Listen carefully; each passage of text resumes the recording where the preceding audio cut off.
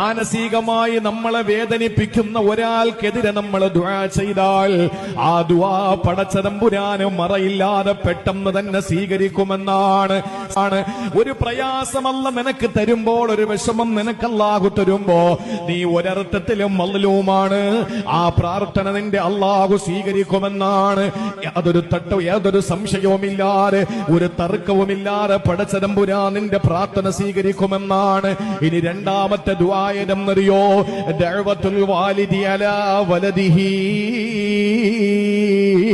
മാതാപിതാക്കള് പൊന്നുമക്കൾക്ക് വേണ്ടി ചെയ്യുന്ന പ്രാർത്ഥന അല്ലാഹു സ്വീകരിക്കുമെന്നാണ്. ഏതെങ്കിലും ഒരു പൊന്നുമക്കന് എന്തെങ്കിലും അസുഖം വരുമ്പോഴോ പ്രയാസം വരുമ്പോഴോ അവന്റെ പ്രയാസവും വിഷമവും സങ്കടവും മാറ്റിക്കൊടുക്കാൻ അള്ളാന്റെ മുന്നിൽ കരങ്ങൾ ഉയർത്തിയിട്ട് മാതാപിതാക്കളെ ദുആ ചെയ്യുന്നത് പോലെ ലോകത്താരുടെ ദുആയും അല്ലാഹു സ്വീകരിക്കില്ല. കാരണം